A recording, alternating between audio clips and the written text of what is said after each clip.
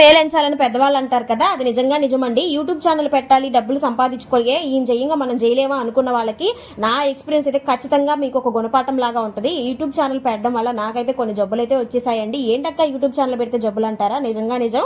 నా ఎక్స్పీరియన్స్ అనేది ఒక గంటల సోదేమీ చెప్పనులే కానీ నిమిషంలో 5 నిమిషాల్లో 5 వీడియోలో తేల్చేస్తా. అప్పుడు మీరు నిర్ణయం తీసుకోండి.